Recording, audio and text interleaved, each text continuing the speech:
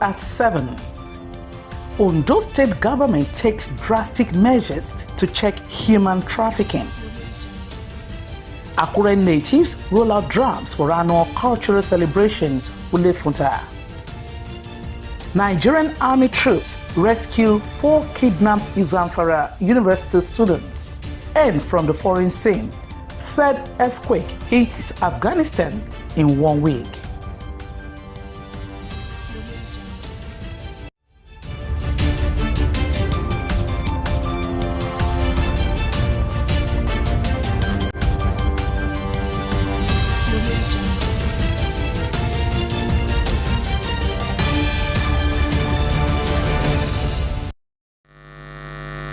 Good evening and welcome to the news. My name is Remy Allen.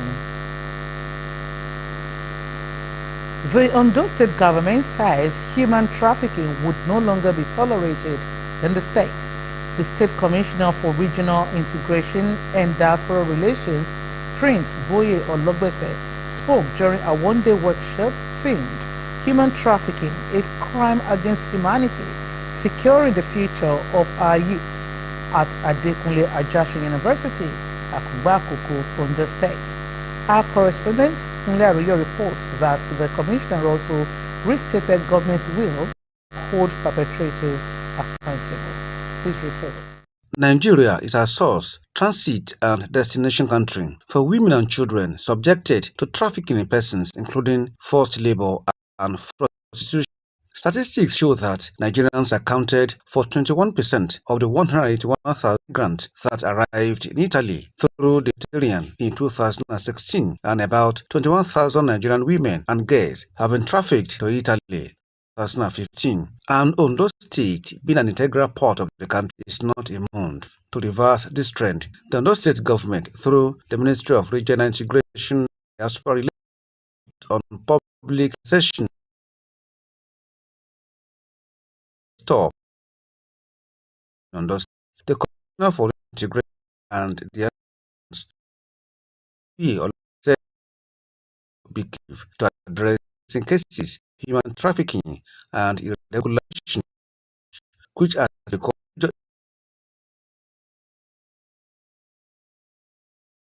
government and the delegation of rights. Pàtàkì kí àwọn ọba wa kó máa ṣe àbójútó àwọn ọ̀dọ́ wa tó ṣe pé àwọn fẹ́ kúrò ní ìlú lọ sí òkè òkun. A tún wá fi àsìkò yìí náà pààrọ̀ fún àwọn ọ̀dọ́ wa náà. These are the leaders of tomorrow. I was talking about the students. Àwọn tó ti wà ní final year tó wà ní school.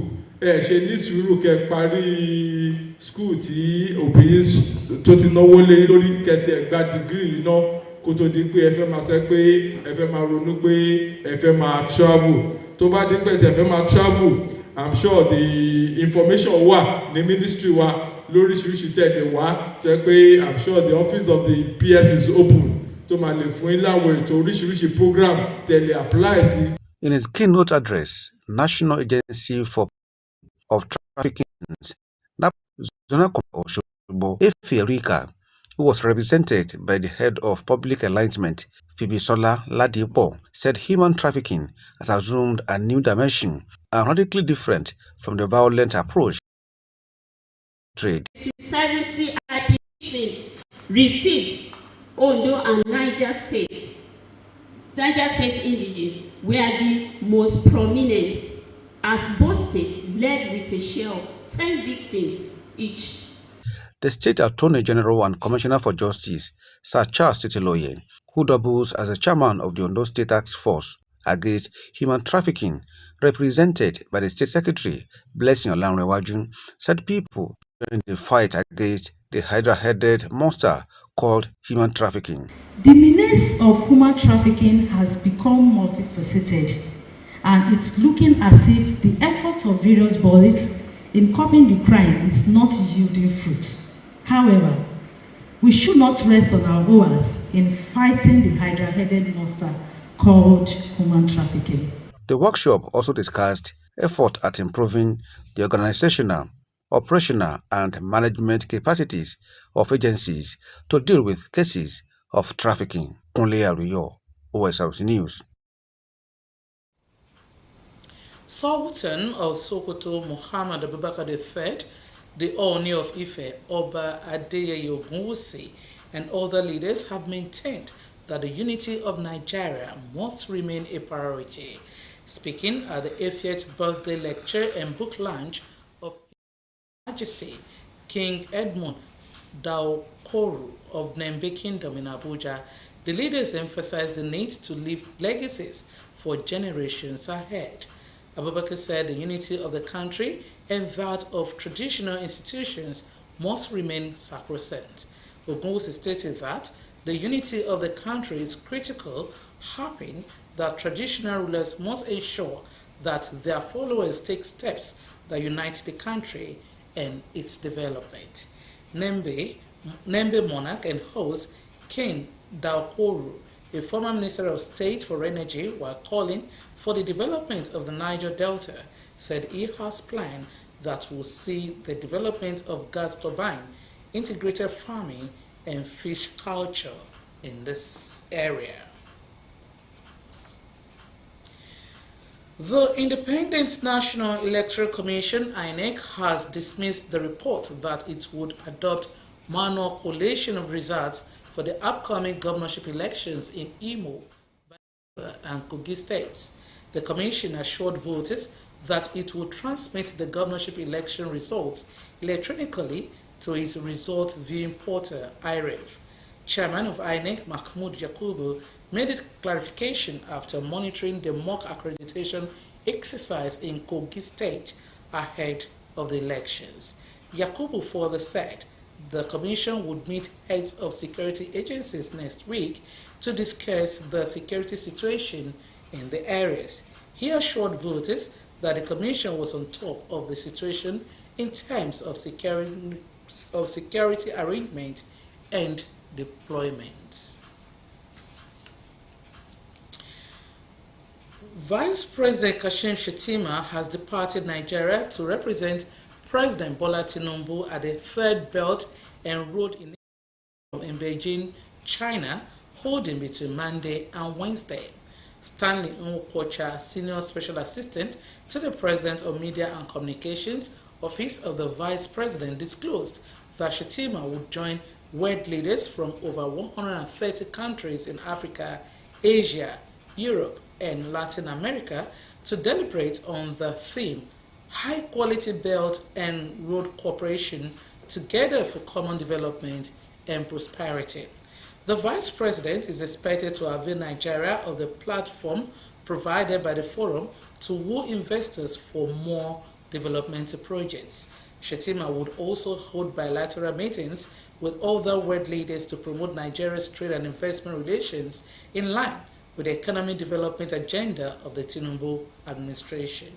It would be recalled that former President Muhammad Buhari in 2018, on behalf of Nigeria, signed the Belt and Road Cooperation Agreement with China. Nigeria's Minister of Finance and Coordinating Minister of the Economy, Wale Edo, has emerged the chairman of African Governors Forum of the Bank. The Minister of Finance said this in a statement posted on his official X account, formerly known as Twitter. This marks the first time Nigeria has assumed the role of chairman of the body in 60 years. The appointment, according to Mr. Edo, presents a unique opportunity for Nigeria and the implementation of President Bola Ahmed Tinubu's renewed hope agenda.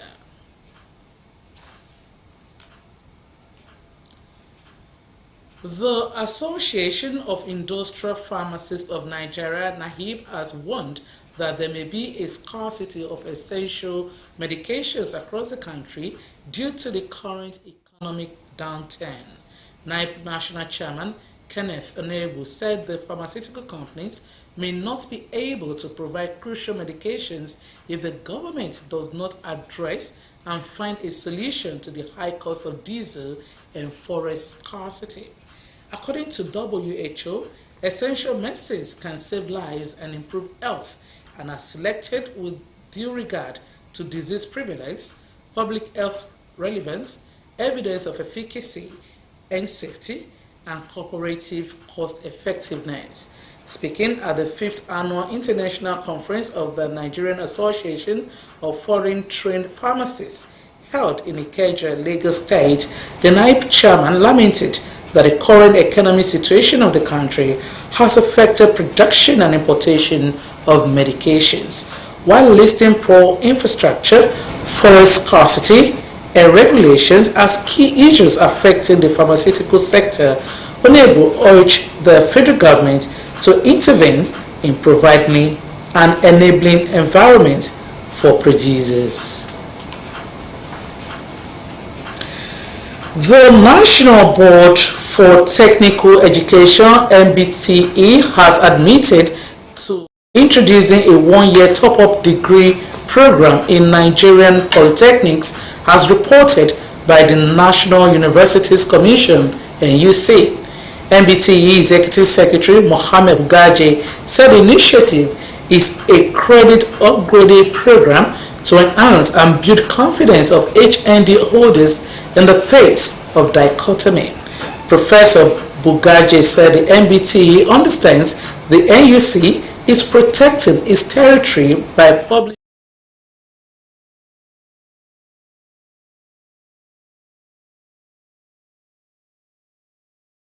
recognize a one-year top degree program introduced by NBTE in Nigerian polytechnics to enable holders of HND convert their certificates to first degree with foreign accredited universities.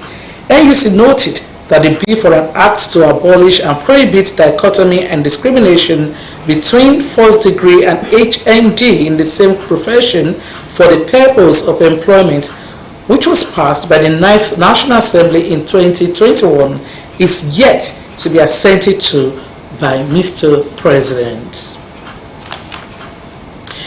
You are watching Osrc News at 7. We'll now take a quick break. We'll be back shortly. Please go nowhere. Go.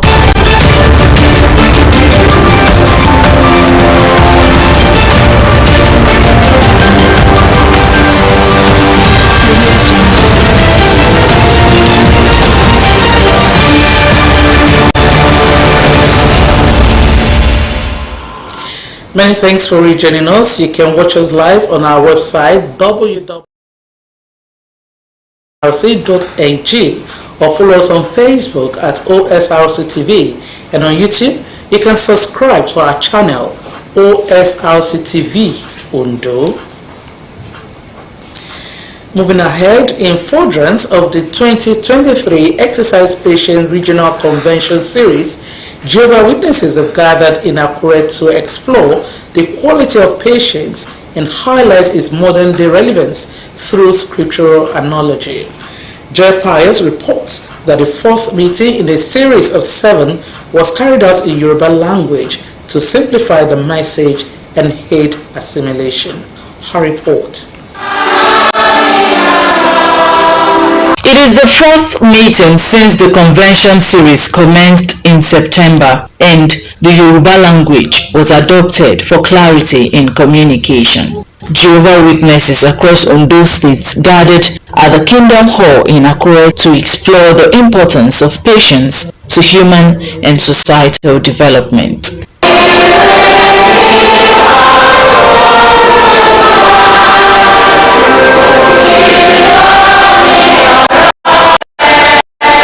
Speaking on a public discourse titled, "Will God Act on Your Behalf?"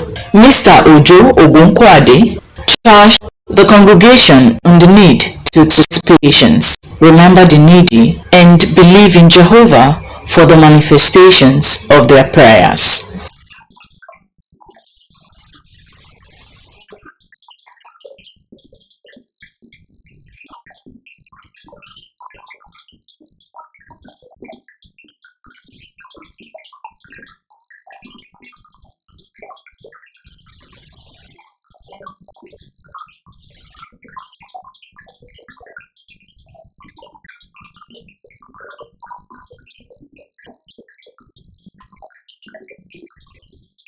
The convention chairman for Akure 4, Gabriel Adeoye, harped on the theme of the convention, reminding members of its essence.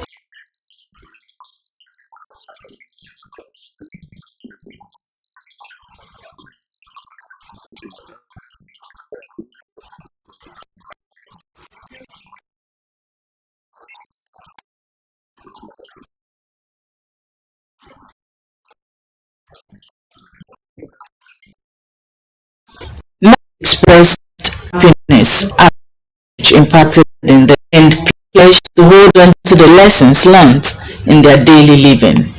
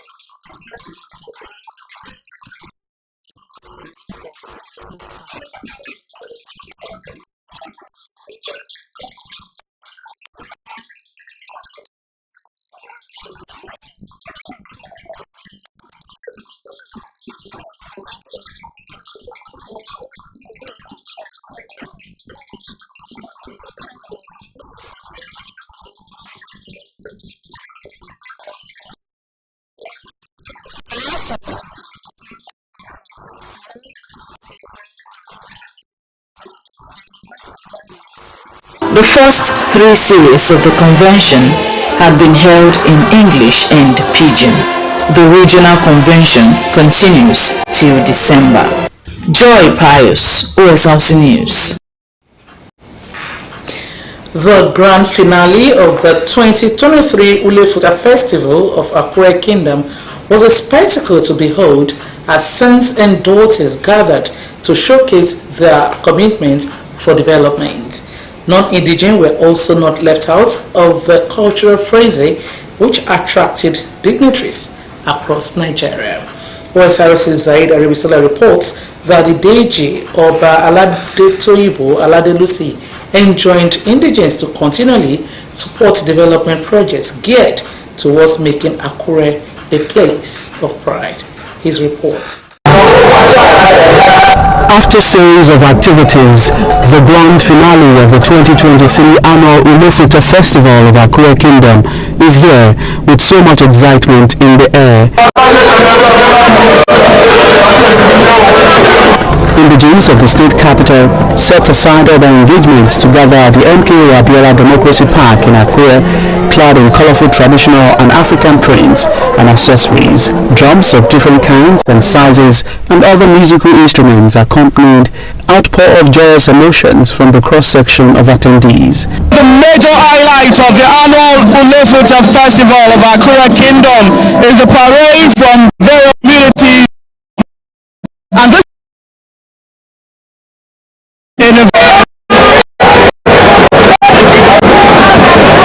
representatives of different communities in Akure moved paying homage to Akure monarch Buwalati.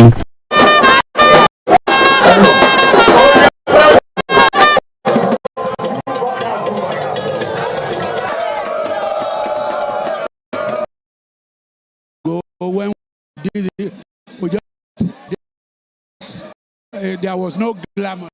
But when you have an educated and well-traveled, you will bring innovations, and you can see the innovation. Akure people to pray for Akure, to rejoice, to fraternize, to be thankful for God for the peace that has been with Akure for a while. We also celebrate our paramount leader, our paramount JG of Akure Kingdom. That good times. This is a festival that has become the symbol of Akure.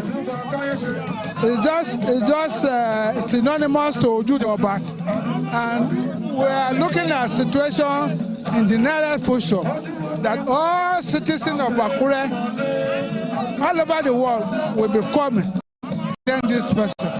Non-indigenes of the town across various tribes were in the display of for Akure Kingdom, just as professional and socio-cultural groups put up their best display.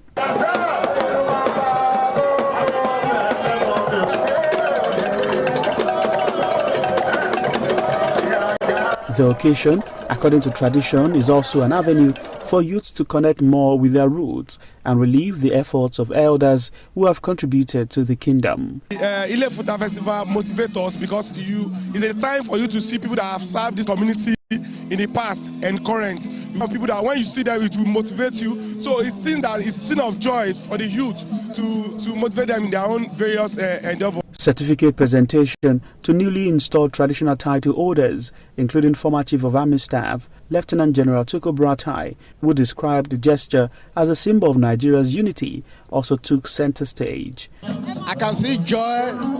People are happy. They are celebrating. And I'm here to celebrate with them. Marries to developmental issues. The chairman of Ulef Mutaf and other individuals stoked the conversation on the need to support the construction of a teaching hospital with the foundation laying scheduled for December 23, 2023. The DG of Akure, Balade Toyin Balade Lucy, enjoined indigenes and non-indigenes to work for the prosperity of the town. This year is spectacular. No doubt about it. Next year will be better than this. The week-long Ulefunta Festival 2023 featured, among other things, presentation of bursary and scholarships to students and health outreach for members of the community. Sahida Ribisala, Osrc News. The Nigerian Army says its men have rescued 4 students of the Federal University, Gusau, Zamfara State, who were reportedly kidnapped on Saturday. According to Captain Yahya Ibrahim of Operation Handarin Daji, the two students were abducted in their off-campus hostel in Gusau, a few kilometers away from the university's permanent site. He says several gunshots were fired by the security personnel aimed at scaring away the bandits, but they succeeded in taking away the 2 students. Ibrahim confirmed that 2 other students escaped from the bandits without external assistance. Australian indigenous leaders have called for a week of silence and reflection after a referendum to recognize the First Peoples and the Constitution was decisively rejected by a majority of the population. More than 60% of Australians voted no in the land bank referendum, the first in almost a quarter of a century, that asked whether to alter the Constitution to recognize Aboriginal and Torres Strait Island people through the creation of an Indigenous Advisory Body. The Voice to Parliament. Aderunke Kolawole has more.